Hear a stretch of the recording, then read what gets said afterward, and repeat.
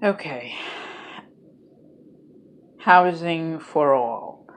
Um, this is a platform and this is a concept in terms of ending homelessness that, or at least decreasing it, that's on at least a few different candidates' agendas, at least in terms of name.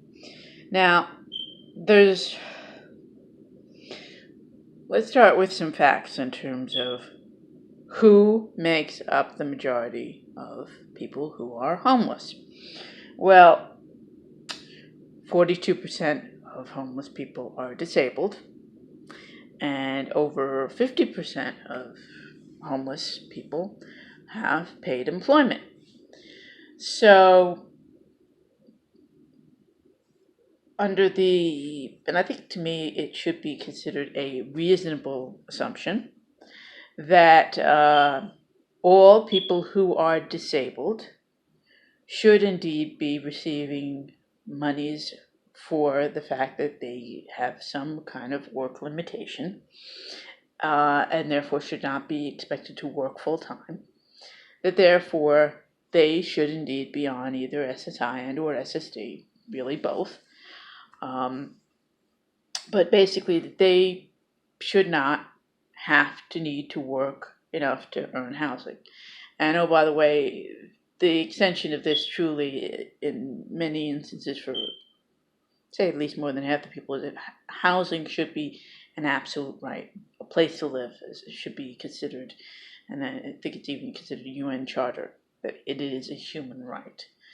So, therefore, if housing is a human right, then disabled people should indeed not have to work in order to earn a place to live. Um, so there is 40. So that there's at least 41% of the last survey. Okay, all people should therefore, via direct monies for it or just plain outright placement, they should have a dwelling. Then over 50% of people who are homeless have paid employment. So that means, again, that you have people who are paying jobs and they still can't afford a dwelling. Okay? And therefore, that is another problem when you have the concept of people saying, well, just work harder. If you don't have a place to sleep that's safe, that's a dwelling, you can't, quote unquote, work your way out of it. That's a poverty cycle. It can't really just be work your way out of it, especially in places like in New York City and San Francisco, California, where minimum wage job, you're never going to be able to, without other aid programs, afford a dwelling. There aren't enough hours in the frickin' week and month. You need to be able to at least sleep 4 to 6 hours a day and to work enough hours to afford a dwelling and food. The hours just don't exist. They just plain don't exist. And therefore it is completely impossible. Um, so that's where the concept of in two constructs of both a giving people homes, okay, outright direct, makes sense, because if the home is indeed properly fixed up, okay, which is to say it doesn't need major repairs, as the home that my husband and I bought with Fannie Mae / Freddie Mac, I forgot which one it was, but it was one of those two major, banks / lending companies that we bought it from, and then they basically lied on the inspections. Uh, but if that didn't exist, if all homes came accessible for people with disabilities, okay, that would be moving into them, and therefore, and all people had therefore monies coming in to afford other basics, then housing for all, in terms of giving people homes, would indeed do it. Um, There is people who are arguing about a little bit, and it's mostly a theoretical argument because there's too many other protections that they admit and changes that need to occur before they'd even accept a basic income as opposed to a universal basic income. So I'm just going to strictly discuss the concept of universal basic income because it's simpler, and that is to simply give people enough to earn to have all of the basics of living, and to allow for, in terms of disability and or seniors, to keep Social Security monies and SNAP as programs to deal with the fact that it costs more to live as a disabled person. Because frankly, even if you did actually make homes accessible, that wouldn't take care of vehicle accessibility or the massive infrastructure gaps that exist in this country in terms of accessibility of buildings and public spaces. And even in looking, I've seen in theory infrastructure rebuilds and or building things planned, but primarily what I'm hearing about is this, what I consider rather ridiculousness of high-speed rail network throughout the country, and to me it's just plain obscene. We don't even have public transit in most parts of the country that's accessible for people with disabilities. We don't have a transferring of, when someone has paratransit access in one city, to automatically have it in another city, even the same state. Never mind the fact that the standards are really federal, and so therefore paratransit access should transfer and travel with you as soon as you've gotten it approved in one area to any and every part of the United States. We have a airline system that, because of the quote-unquote name of security, you've made it an extremely risky proposition for people with disabilities to try and fly, assuming that they even have the money to do so, because airline tickets cost a whole lot of money. So people are paying a whole lot of money to get tortured in terms of trying to travel via airplane because it's quicker. And otherwise, in many ways, it would be more accessible because of the fact that the concept of, especially if you're dealing with, 1 or 2 day conference, try and spend 3 to 4 days in travel is a huge waste. And yet for someone like me, it still makes far more sense to drive to places like New York City or to San Francisco, California, again, if my car is working at all, than it does for me to try and either take a train, take a plane, or take a bus.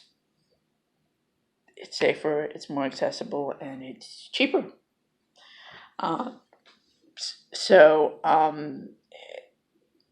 But again, the what really needs to happen in terms of how do we obliterate homelessness? Well, you take all of the, indeed, bank-owned properties, you completely rehabilitate them.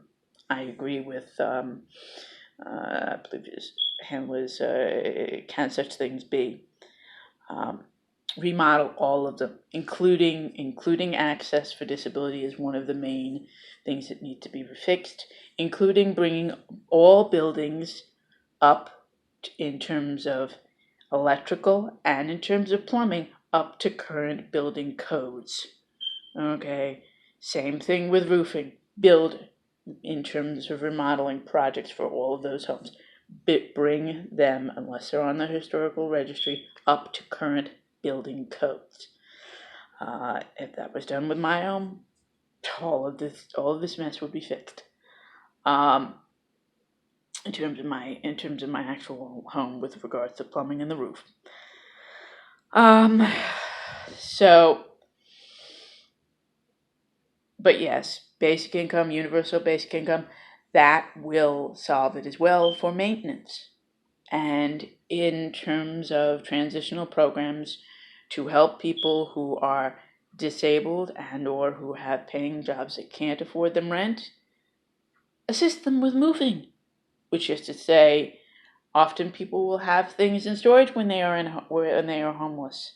They should have full assistance in moving if a home, a house is found in another part of the city, state, or country that is you know that is indeed open for moving in, and that should include transferring their Medicaid. Okay, which to me, if you're going to do this program anyway, you should make it a single payer system and therefore have their medical insurance, medical coverage transfer with them to anywhere in the country, which would eliminate that problem.